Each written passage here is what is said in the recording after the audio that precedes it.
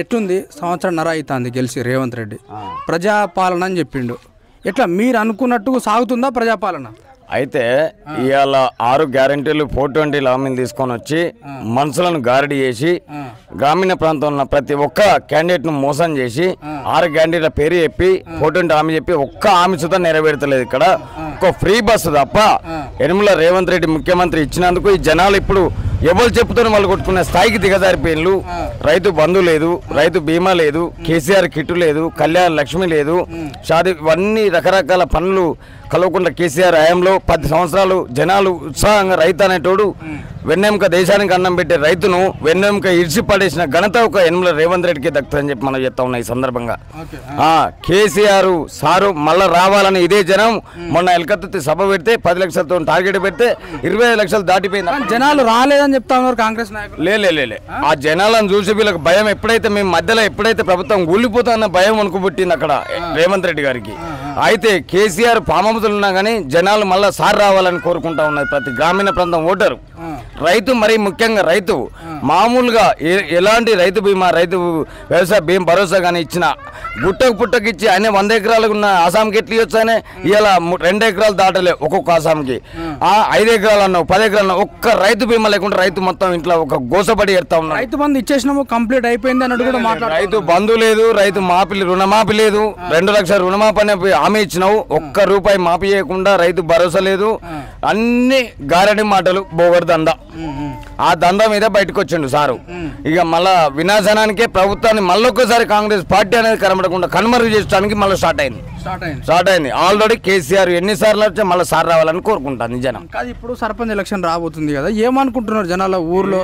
మళ్ళీ కాంగ్రెస్ పార్టీని మళ్ళీ గుంజుకురావాలి అన్నట్టుగా అనుకుంటారా? అట్లా మళ్ళీ తీసుకురా ఎన్నిసార్లు ఈ ఎంపీటీసీ కానీ సర్పంచ్ కానీ ఎంపీటీసీ జెడ్పీటీసీలు కానీ సార్ పార్టీకి ఉట్టే క్యాండిడేట్ పెట్టిన గెలిపించడానికి జనం బీఆర్ఎస్ పార్టీనే మొగ్గు చెప్తా ఉన్నారు. ఈ కాంగ్రెస్ పార్టీని నమ్మిన కాడికి చాలు సరిపోయింది.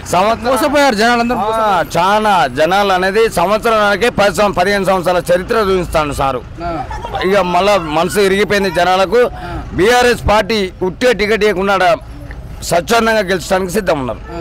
అంటే తెలిసిపోయింది జనాలకి ఎవరి పరిపాలన కరెక్ట్ అనిపించింది అని తెలిసిపోయింది జనాలకు. కేసీఆర్ అంటే ఏంది, ఇప్పుడున్న కాంగ్రెస్ పార్టీ చేస్తున్న లబ్ధి పొందిన క్యాండిడేట్లు లబ్ధి పొందకుండా సార్ ఉన్నప్పుడు ఎట్లుండే ఇప్పుడు ఎట్లా అని చెప్పి అందరికి అర్థమైపోయింది. ప్రభుత్వం అనేది రాదు. ఇక మొన్న గెలిచుడే మా ఎక్కువైంది. ఇంకో ఏడాది అయినా పోతాండొచ్చు, ఇంకో లెక్తాండొచ్చు, కానీ 5 ఏళ్ళకి ఇక సరిపోయింది అని చెప్పి జనాలు అర్థమైపోయింది ఆల్రెడీ. మీరేం పని చేస్తారన్న? నేను ఆటో నడుపుతా. ఎట్లుంది ఆటో పరిస్థితి? మా ఆటోలకైతే ఏ జీవన ఉపాధి కూలిపోయినాం మేము. మమ్మల్ని తీసుకొచ్చిండు, ఆర్టీసీ బస్సు ఫ్రీ పెట్టిండు. ఆర్టీసీ బస్సు ఫ్రీ పెడితే ఆటోలో అందరం రోడ్డుగా పడ్డాం. ఏమున్నా ఇప్పుడు బాయిల కాడ ఆటో ఇటో కూలినాలు వేసుకుని బతాను తప్ప ఏం లాభం లేదు మాకు. ఇప్పుడు ఈ గవర్నమెంట్లో ఆటో వాళ్ళు మీరు ఇంత ఇబ్బంది పడతా ఉన్నారు కదా, పోయిన గవర్నమెంట్ ఉన్నప్పుడు మీరు రోజుకి ఎంత సంపాదించుకున్నారు? రోజు 1000 రూపాయలు 800 అట్లా సంపాదించుకునేది. కేసీఆర్ సార్ అప్పుడు ట్యాక్స్ కూడా మాఫ్ చేసిండు, మాకు మంచిగానే ఉండేది. ఇప్పుడు ఈయన వచ్చిన కంచెలు మాకు జీవన ఉపాధి మొత్తం కూలిపోయినాం మేము. ఆటోలలో అసలు రోడ్డు మీద పడే పరిస్థితి ఇప్పుడు ఏం లేదు. ఇంటికాడ పెట్టుకున్న ఆటో ఆడ ఉంది చూడండి, ఏం లేదు. ఎవరైనా పోతే ఆ లేడీస్ మొత్తం బస్సులు ఎక్కుతారు, ఫ్రీ బస్సే అంటారు. ఎవరైనా రోడ్డు కూర్చుంటే ఎవరైనా గట్ల ఎవరైనా కిరాయి చెప్తే బస్తాలో గిదో అయితేనే దొరుకుతానే తప్ప ఆటోలలో ఎక్కే జనమే లేరు అసలు. మొత్తం లేడీస్ బస్సు, ఏ బస్సు కూడా ఆడోలే ఫ్రీ బస్సులు. ఇప్పుడు ఆటో కార్మికులకు మేము నెలకు 12,000 రూపాయలు చొప్పున ఇస్తాము అన్నట్టు కూడా రేవంత్ రెడ్డి ప్రకటన చేసిండు కదా. మరి ఏదన్నా ఇంతవరకు ఇవ్వలేదు మాకు. ఆటో డ్రైవర్లకు ఏమి ఇవ్వలేదు ఇంతవరకు. చేసిండు అసెంబ్లీలో చెప్పిండు కానీ ఇంతవరకు ఆటోలను పిలిచింది లేదు, మాట్లాడింది లేదు, ఏం చేసింది లేదు. ఇదే పని మాకు. ఏమున్నా 6 గ్యారెంటీలు అంటాడు, అవి ఇవి 420 గ్యారెంటీలు చెప్తాడు, ఏది ఒకటి సక్రంగా చేసేది లేదు. ఇప్పుడు ఏమున్నది, ఇప్పుడు రైతు బంధు 3 ఎకరాల దాకా ఇచ్చిండు, మళ్ళీ మిగతా 5 ఎకరాల దాకా ఇవ్వలేదు. కొందరికి రుణమాఫీ 2 లక్షల దాకా అన్నాడు. ఆ 2 లక్షల రుణమాఫీ కొంతమంది చేసిండు, 2 లక్షల వరకు కొంతమంది చేయలేదు. అది ఏది అయినా సగం ఫుల్ ఎత్తలేడు ఏదైనా. ఇప్పుడు 3 ఎకరాల వరకు డిఫరెన్స్ కనిపిస్తా ఉందా అన్న? ఇప్పుడు ఆ పార్టీకి ఈ పార్టీకి ఏమైనా డిఫరెన్స్ కనిపిస్తుంది అన్న? 3 ఎకరాల వరకు వేసిండు రైతు మందు, మళ్ళీ ఇప్పుడు ఇంతవరకు 5 ఎకరాల వరకు వేస్తానని ఇంతవరకు ఏమైనా చెప్పా. మళ్ళీ సీజన్ వస్తూనే ఉండే, పెట్టుబడి సీజన్ మళ్ళీ వచ్చిందా? మళ్ళీ వచ్చింది. మరి వాళ్ళకి వేస్తాడా మళ్ళీ వీళ్ళకి కంటిన్యూ చేస్తాడా అనేది తెలియదు. మళ్ళీ ఇప్పుడు 23 తారీఖు నుంచి వేస్తా, మే 23 అన్నాడు, 23 పోయింది, మళ్ళీ 25కి వచ్చింది. ఏది లేదు, రైతు బంధు లేదు, రుణమాఫీ లేదు, ఏది లేదు. ఏదైనా సగమే, 4గురికి ఇస్తాడు. జనాల ప్రభావం ఏ విధంగా ఉందన్న? జనాల ప్రభావం మొత్తం టీఆర్ఎస్ఏ. సర్పంచ్ అయినా ఎంపీటీస్ అయినా ఏదైనా మేము టీఆర్ఎస్ పార్టీ అనుకుంటారు అందరు జనం చూసి వెళ్తుంది కదా సార్. ఇప్పుడు ఏదున్నా జనాలల్లో ఇప్పుడు 4గురికి ఇచ్చిన ఇప్పుడు ఎత్తివి 3 ఎకరాల వరకు వేస్తుంది, 5 ఎకరాల వరకు అయిపోతుంది. కేసీఆర్ ఏం చేసిండు, ఉన్నోనికి లేని వాళ్ళు అందరికీ చేసిండు. కళ్యాణ లక్ష్మి అయినా ఉన్న పార్టీ ఇప్పుడు కేసీఆర్ అంటేనే అందరూ తెలంగాణ మొత్తం. కాంగ్రెస్ వస్తే ఏమైంది తెలుసా అన్న, కాంగ్రెస్ అంటే మా అంటాడు ఏమనంటే మా కార్యకర్తలు అంటాడు ఎప్పుడైనా. మా కార్యకర్తలు అనేసి మా ప్రజలు అన్నాడు. నువ్వు ఎక్కడన్నా చూడండి కేసీఆర్ రేవంత్ రెడ్డి గారు మా కార్యకర్తలకు చెందాలే ఫస్ట్ అంటాడు.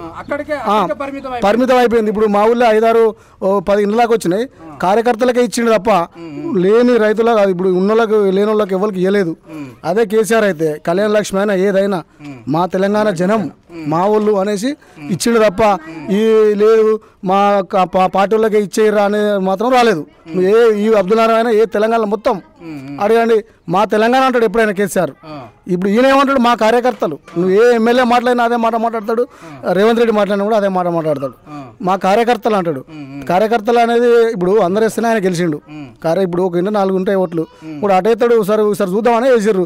వేసినప్పుడు నువ్వు ఎంత చేయన్నావు మంచిగా. దీంతో పాటు జై తెలంగాణ అని అన్నాడు, జై సోనియమ్మ, జై ఇందిరమ్మ అని అంటా ఉంటాడు. ఇందిరమ్మ అంటాడు. ఇందిరమ్మ ఏమున్నది, ఇందిరమ్మ పాప ఇచ్చే ఈయన కూర్చొని పెడితే ఈయన ఇంకో పాట పాడబట్టే ఏమున్నది.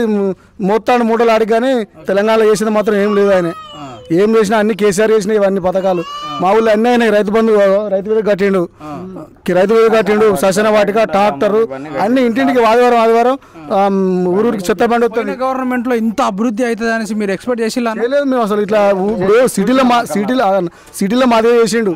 సిటీలో ఎట్లయితే మున్సిపాలిటీ బండి వస్తుందో ఆదివారం చెత్త బండి ఇంటికి వచ్చి ఆరని కొట్టుకుని చెత్త తీసుకపోతాడు. ఇప్పుడు ఆ రోజులలో ఉన్నదా అన్న?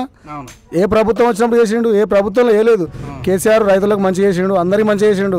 కానీ ఏంటంటే జనాలు ఇది ఆడోళ్ళకి ఏంటిది 2500 ఇస్తా అన్నాడు లేడీస్కు, అవి బస్సు బతుకం అన్నాడు, ఇంకో పింఛన్లు 6000 ఇస్తా అన్నాడు. అవన్నీ ఆడోళ్ళు మోసపోయారు తప్ప ఇది ఇస్తారని ఆశపడరు కానీ ఇచ్చేది లేడు. ఆయన ఏమంటాడు ఇప్పుడు నన్ను కోసుకొని తింటారు అనబట్టే ఒక సీఎం పదవి. నన్ను దొంగను చూసినట్టు చూస్తున్నారు. కేసీఆర్ అప్పు చేసిపోయిండు, అప్పుల కోసం ఎక్కడన్నా పోతే నన్ను చెప్పులు ఎత్తుకుపోయేట లెక్క చూస్తా ఉన్నారు అన్నట్టుగా మాట్లాడుతూ ఉన్నాడు. మరి ఏంది కథ ఏంది? ఇప్పుడు ఆయనకు పరిపాలన చేరాదు. ఆయనకు పరిపాలన చేసేటోడు నన్ను కోసుకొని తింటారు అంటాడు. ఆయన ఒక సర్పంచ్, మామూలు సర్పంచ్ ఇక్కడ అన్నాడు. లేదు ఇక్కడ ఓన్లీ మా అబ్దుల్ నారాయణ ఇప్పటికి 5 సర్పంచ్లు వేసారు. ఓ ఎకరం అమ్మాయినే పెట్టిరు కానీ నన్ను కోసుకొని తింటారు అని ఏ సర్పంచ్ కూడా మాట్లాడలేదు ఇంతవరకు. సర్పంచ్ కానీ జడ్పీస్ కానీ అప్పులు అయిందా మండలి చచ్చిపోయారు కానీ నన్ను కోసుకొని తింటారు అని మాట్లాడలేదు ఎప్పుడు ఏ సర్పంచ్ అయినా కానీ. 2-3 సర్పంచ్లు అయ్యారు, ఇంత ఉన్నా లేకున్నా అదో ఇదో చేసిరు. కానీ ఈయనేందండి ఇప్పుడు సీఎం ముఖ్యమంత్రి ఉండి నేను నన్ను కోసుకు తిన్నా పైసలు లేవంటే మరి ఎవరికి ఎందుకు ఎక్కినట్టు ప్రజల పరిస్థితి ఏంటంటే ప్రజల పని ఎందుకు పరిస్థితి ఏంది? ఇప్పుడు ఇల్లు లేదు మాకు, మేము కిరాయికి ఉంటాను, మేము టీఆర్ఎస్ ప్రభుత్వం కావచ్చు కానీ అందరికి ఇవ్వాలి వద్దా? లేని వాళ్ళకి ఇవ్వాలి, ఉన్న వాళ్ళకి సమానంగా చూడాలి. ఇప్పుడు నువ్వు ఇట్లా సమానంగా చూస్తేనే మళ్ళీ వచ్చి 5 నెలలు నీకు అరే ఇచ్చిండ్రా అని నాకు నా ఇంటి 4 గుంటలు 2 ఎత్తం కావచ్చు. ఇప్పుడు నువ్వు ఏది ఇప్పుడు కార్యకర్తలు అనబడుతుంది. కార్యకర్తలు మా కాంగ్రెస్ కార్యకర్తలకే వాళ్ళకి చిటికలకు చెప్పబట్టే ఎవరు వచ్చినా అడ్డం తిరుగురు అని చెప్తాడు. అదేనా ఒక సీఎం పదవిలో కూర్చొని చెప్పే మాటేనా అది? తొండ జోరిచ్చా అని అంటే ఎవరికి చెప్తాను? కేసీఆర్ మాకు చేసేంత మాకు అధికారం లేదా? 10 ఏళ్ళు పరిపాలన చేసినాం. మేము ఒక్కరోజు ఆ మాట మాట్లాడినా తెలంగాణలో?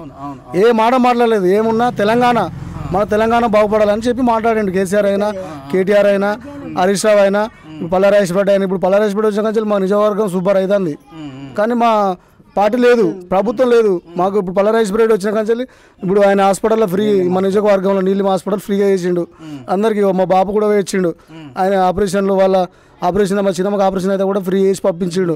చాలా మందికి చేస్తాడు ఆయన. పల్లారాజపేట మంచి వ్యక్తి వచ్చిండు ఆయన. ఇప్పుడు ఇంకా ఆయన 15 ఏళ్ళు అయినా 20 ఏళ్ళు అయినా ఆయనకి ఇక్కడ పోటీ అనేది ఎవరున్నా ఆయనకి వెళ్తాడు పక్కా.